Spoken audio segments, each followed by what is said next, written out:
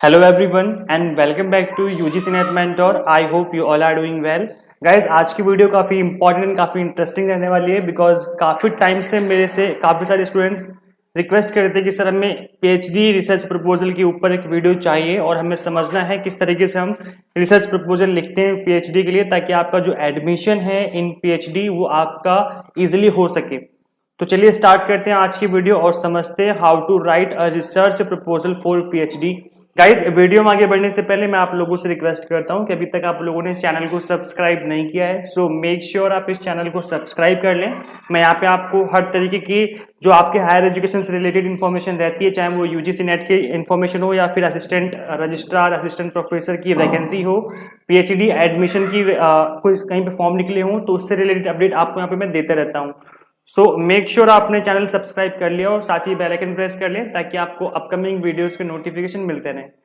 तो चलिए guys start करते हैं आज की वीडियो और समझते हैं किस तरीके से हम एक बेस्ट तरीके से रिसर्च प्रपोजल लिख सकते हैं ताकि जो आपका रिसर्च प्रपोजल है काफी अट्रैक्टिव हो और जो आपका एडमिशन है वो इजिली हो सके। So applying for a PhD और research masters degree and not sure where to start with your research proposal. आपको नहीं पता आपको कैसे करना है, पीएचडी में एडमिशन लेना है बट रिसर्च प्रपोजल कैसे लिखें, आप बिल्कुल नए हो, मैं आपको बिल्कुल बेसिक से बताऊंगा। So first of all let's understand what is research proposal. तो रिसर्च प्रपोजल क्या है? ये आपके दो क्वेश्चन का आंसर करता है, व्हाट एंड व्हाई। आप क्या करने जा रहे हो और आप क्यों करने जा रहे हो। ये दो क्वेश्चन हैं जिनके बारे में आपका जो रिसर्च प्रपोजल है वो आंसर करता है। सो व्हाट, क्या करने जा रहे हो आप। So a research proposal should present your idea or question and expected outcomes with clarity and definition। यहां पर जो आपका रिसर्च प्रपोजल होता है वो क्लियर आइडिया देता है जो कि एक एक्सपेक्टेड आउटकम्स के बारे में बताता है कि आपका जो रिसर्च है, आपकी जो रिसर्च है जो करने वाले हो आप, वो क्या करने वाले हो, आप ऐसे क्या रिसर्च करने वाले हो और उसके क्या एक्सपेक्टेड आउटकम्स रहने वाले हैं। तो यहाँ पर आपका रिसर्च प्रपोजल ये बताता है। एंड नेक्स्ट आपका बताता है व्हाई, क्यों। It should also make a case for why your question is significant and what value it will bring to your discipline. आप ये क्यों कर रहे हो और इससे क्या एडवांटेज होगा, क्या फायदा होगा आपके डिसिप्लिन में। लाइक कॉमर्स से आप मैनेजमेंट भी कर रहे हो तो उस डिसिप्लिन में क्या कोई वैल्यू एडिशन होगा, क्या कुछ नया देखने को मिलेगा जो कि अभी तक नहीं हुआ है उस फील्ड में। तो इस तरीके के जो क्वेश्चंस हैं वो आपके रिसर्च प्रपोजल जो है वो आंसर करता है। बेसिकली रिसर्च प्रपोजल होता क्या है, आप कंप्लीट रिसर्च करने से पहले एक स्टार्टिंग में एक छोटा सा एक प्रपोजल बनाते हो रिसर्च को लेकर के कि जो आप रिसर्च करने वाले हो वो रिसर्च किस बारे में है और उस रिसर्च से क्या एक्सपेक्टेड आउटकम्स हो सकते हैं। So why is it important, ये इंपॉर्टेंट क्यों होता है। So research proposal are significant because another reason why it formally outlines your intended research, which means you need to provide details on how you will go about your research, including अब कौन कौन सी चीजें इसके अंदर include होती हैं, your approach and methodology, आपकी क्या अप्रोच रहने वाली है रिसर्च करने की एंड मेथोडोलॉजी क्या रहेगी। इसके अलावा गाइस ये बताती है टाइमलाइन एंड फिजिबिलिटी कि कितना फिजिबल है आपकी रिसर्च, कितनी फिजिबल होने वाली है। All other consideration needed to progress your research such as resources, और अदर क्या रिक्वायरमेंट रहेंगी, किन किन चीजों को कंसिडर किया जाएगा, और साथ ही रिसोर्सेज आप कौन कौन से यूज करने वाले हैं रिसर्च करने में। तो इन सभी के बारे में बताती है आपका रिसर्च प्रपोजल जो कि एक इंपॉर्टेंट थिंग है before doing actual research. How long should it be, आप कितना लंबा लिखना चाहिए, कितने वर्ड्स होना जरूरी है रिसर्च प्रपोजल में। सो यहाँ पर मिनिमम 500 वर्ड्स तो आपके जरूरी हैं और 2000 वर्ड्स तक की लिमिट होती है। अगर आप चाहो तो 2000 वर्ड्स तक जा सकते हो, इससे कम आपको नहीं होना है। अगर इतने कम वर्ड्स भी हैं तो भी ज्यादा इफेक्टिव नहीं होता है बिकॉज मैं आपको बताऊंगा कौन कौन से जो चीजें हैं वो इसमें इंक्लूड करनी होती हैं। तो डेफिनेटली इससे बड़ा तो इससे ज्यादा वर्ड्स तो हो ही जाते हैं और मैक्सिमम जो है 2000 वर्ड्स, इससे ज्यादा नहीं होना चाहिए बिकॉज फिर वो कंप्लीट थीसिस जैसी लगेगी जो कि आप बनाते हो पीएचडी में। तो यहाँ पर जो हम रिसर्च प्रपोजल बनाते हैं वो जनरली आपका 500 से 2000 वर्ड्स के बीच में रहता है। इसके अलावा presenting your idea clearly and concisely demonstrates that you can write this way and attribute of a potential research candidate that is valued by assessor. जो भी आप प्रेजेंट करने जा रहे हो उसमें इस तरीके से कुछ आइडियाज होते हैं आपके रिसर्च प्रपोजल में जो कि आपका जो असेसर है, जो आपको असेस करेगा, जो आपके वर्क को असेस करेगा, वो उसको इजीली असेस कर पाए। तो इतने वर्ड्स का होना तो जरूरी है कि जो चीजें आप उसमें करने वाले वो चीजें इजीली समझ में आ सकें। अब लास्ट और सबसे इंपॉर्टेंट जो चीजें हैं वो ये चीजें हैं कि इसमें इंक्लूड क्या करना है हमें। हमें लिखना क्या है इसके अंदर, रिसर्च प्रपोजल के अंदर जो कंटेंट है वो कंटेंट क्या रहने वाला है। सो जो पहला कंटेंट रहेगा मैं आपको बताऊंगा सीरियल वाइज 1 2 3 इस तरीके से, यहाँ पे सीरियल नंबर है, आप देख लेना, थोड़ा ध्यान देना इस चीज को। इस तरीके से आपको यहाँ पर सीरियल नंबर वाइज यहाँ पर इनको फॉलो करना है, और अगर आप इनको फॉलो करते हुए बनाते हैं तो डेफिनेटली आपका जो रिसर्च प्रपोजल है काफी इफेक्टिव बन जाएगा। तो पहला होता है आपका प्रोजेक्ट टाइटल। प्रोजेक्ट टाइटल में क्या होता है, एक ऐसा नेम जो कि आपके पूरे के पूरे एरिया ऑफ रिसर्च को, जो भी आप रिसर्च करने जा रहे हो उसको क्लियरली और कंसाइजली बताता हो कि आपका जो एरिया ऑफ रिसर्च है या जो भी आप रिसर्च करने जा रहे हो वो क्या है। देन इसके बाद आता है आपका रिसर्च सुपरवाइजर। अब गाइस यहाँ पर रिसर्च सुपरवाइजर क्या होता है, यहाँ पर जो आपको सुपरवाइज करते हैं ऐसे प्रोफेसर जो आपको सुपरवाइज करते हैं आपके पीएचडी वर्क के लिए, तो उनको बोलते हैं रिसर्च सुपरवाइजर। अब यहाँ पर हमें पता नहीं होता कि आपका रिसर्च सुपरवाइजर कौन है, तो जहां भी आप अप्लाई करने जा रहे हो, जिस भी यूनिवर्सिटी में या जिस भी कॉलेज में आप अप्लाई करने जा रहे हो, रिसर्च सुपरवाइजर को आपके बारे में आइडिया लग जाता है कि आपके डिपार्टमेंट के ये रिसर्च सुपरवाइजर हो सकते हैं या हैं, तो आपको उनके बारे में लिखना है इसके अंदर कि वो कौन है, कहाँ से पढ़ाई लिखाई करी है, उनके बारे में थोड़ा सा ब्रीफली बताना है। और इस तरीके से बताना है यहाँ पर कि आपका जो एरिया ऑफ रिसर्च है जो आप रिसर्च करने जा रहे हो वो यहाँ पर मैच करना चाहिए। ऐसा नहीं कि आपका एरिया ऑफ रिसर्च अलग है, इनका डिसिप्लिन अलग है, ठीक है, वैसे होता नहीं है, आपको आपके डिसिप्लिन के ही सुपरवाइजर अलॉट किए जाते हैं। तो आपको यहाँ पर पता होना जरूरी है कि यहाँ पर आप जो आपके सुपरवाइजर है वो क्या है, इसलिए उनको यहाँ पर इंक्लूड किया जाता है।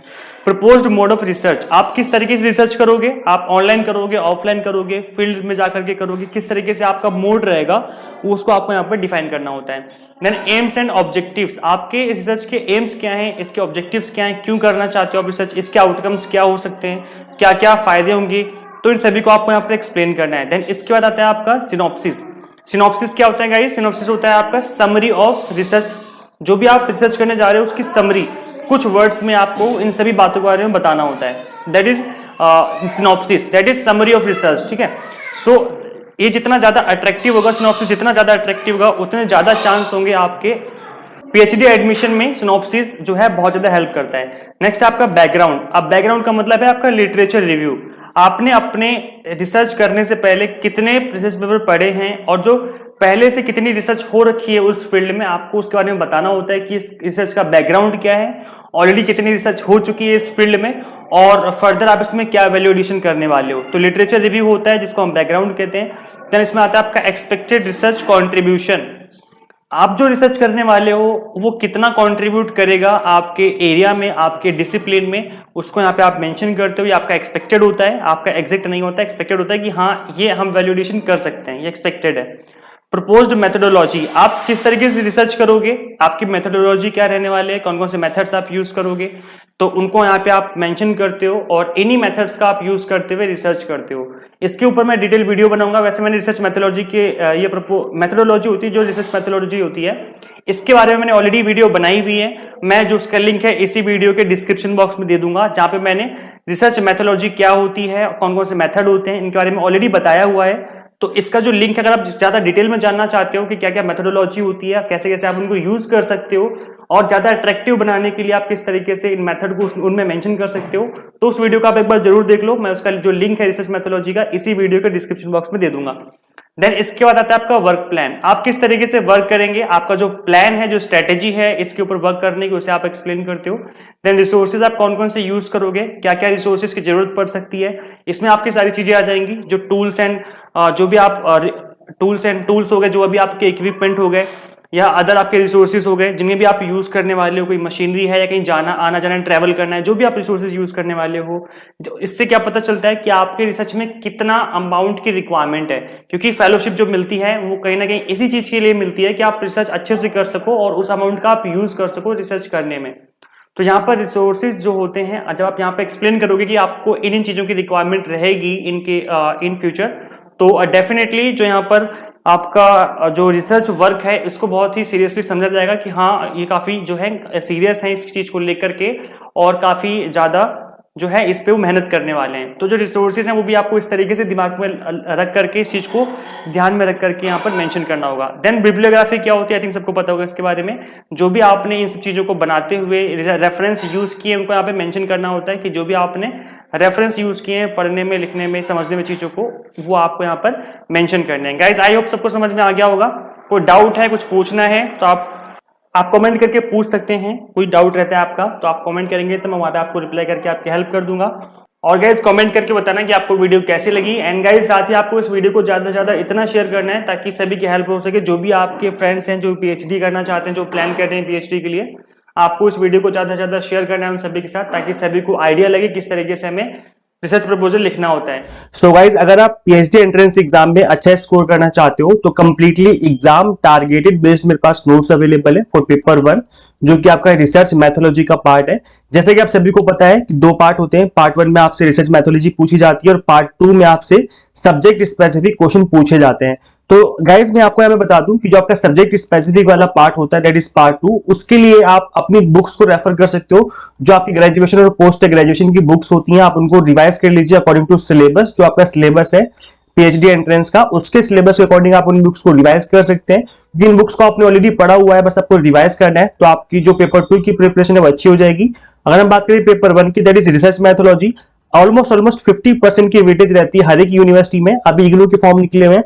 इसके अलावा अगर आप किसी भी यूनिवर्सिटी में पीएचडी एंट्रेंस का एग्जाम देना चाहते हो तो गाइस ये जो नोट्स हैं जो कि रिसर्च मैथोलॉजी के नोट्स मेरे पास अवेलेबल है, that is completely exam targeted based. ये कंप्लीटली एग्जाम ओरिएंटेड नोट्स हैं, अकॉर्डिंग टू सिलेबस बने हैं। ये अपडेटेड सिलेबस जो है हमारा उसके अकॉर्डिंग है और इसमें इंक्लूडेड है एमसीक्यूज, अराउंड 300 प्लस एमसीक्यूज है ताकि आप अच्छे से प्रैक्टिस भी कर सकें। तो गाइस इन नोट्स के रिगार्डिंग आप इस व्हाट्सएप नंबर पे मैसेज कीजिए कि आपको रिसर्च मैथोलॉजी के नोट्स चाहिए इंग्लिश में या चाहिए हिंदी में, दोनों ही मीडियम में अवेलेबल हो जाएंगे। तो मैं आपको डिटेल और साथ ही कुछ डेमो नोट्स भी शेयर कर दूंगा। इन नोट्स को काफी रिसर्च करके काफी टाइम लगा के नोट्स को बनाया गया है, तो completely to the point explanation है विद एग्जाम्पल भी दिए हुए हैं जगह जगह पर जहां पर रिक्वायर्ड है। क्योंकि अगर आपको सिर्फ डेफिनेशन समझाई जाए तो अच्छे समझ में नहीं आती है, बट अगर एग्जाम्पल दिए जाए तो आपको चीजें अच्छे से समझ में आ जाती हैं। तो नोट्स को इसी तरीके से प्रिपेयर किया गया है, थ्योरी का एक्सप्लेनेशन के साथ साथ एग्जाम्पल भी डाले हुए हैं ताकि आप अच्छे से समझ जाएं। इसके अलावा मैंने आपको बता दिया कि एमसीक्यूज भी अवेलेबल है ताकि आप प्रैक्टिस भी कर सकें। तो कंप्लीटली एग्जाम टारगेटेड है। And guys one more thing कि बच्चे ना समझते हैं कि जो यूजीसी नेट में हमने रिसर्च एप्टीट्यूड पढ़ा था उसको कवर करेंगे तो ये वाला टॉपिक जो हमारा कवर हो जाएगा रिसर्च मैथोलॉजी का। ऐसे नहीं गाइस, ये काफी वाइडर होता है और इसके अंदर जनरली आपका रिसर्च मेथड्स पे फोकस किया जाता है, बहुत डिटेल में आपको पढ़ना होता है। जबकि यूजीसी नेट में ऐसा नहीं था। यूजीसी नेट में आपको केवल रिसर्च एप्टीट्यूड पढ़ना था जिसमें केवल 5 क्वेश्चन पूछे जाते हैं। इसमें आपसे लगभग 50 क्वेश्चन पूछे जाएंगे, तो बहुत कुछ पढ़ना है इसके अंदर, बहुत ज्यादा बड़ा एरिया है रिसर्च मैथोलॉजी का। तो आप इन नोट्स को अवेल कर ले ताकि आप अच्छा स्कोर कर पाए और एक ही बार में जो आपका एग्जाम है वो क्वालिफाई हो जाए, क्रैक कर जाए और आपका एडमिशन जो है पीएचडी में हो जाए। सो गाइस इस वीडियो लेक्चर में इतना ही। Thank you for watching this class and share this video with all PhD and UGC NET aspirants and subscribe for UGC updates and assistant professor job updates. Guys अपने comment करके बताना, अपने views बता दिया करो कमेंट करके, ताकि हम लोगों को मोटिवेशन मिले। आप लोगों के फीडबैक से भी मोटिवेशन मिलती है आपके लिए लेक्चर्स क्रिएट करने में। सो गाइस अपना जो कमेंट है, जो आपका फीडबैक है, उनको जरूर कमेंट करके बताया करें और गाइस ज्यादा से ज्यादा इस वीडियो को शेयर जरूर कर दिया करें, ठीक है। सो गाइस मिलते हैं नेक्स्ट वीडियो में। Till then keep watching UGC NET Mentor। Thank you so much.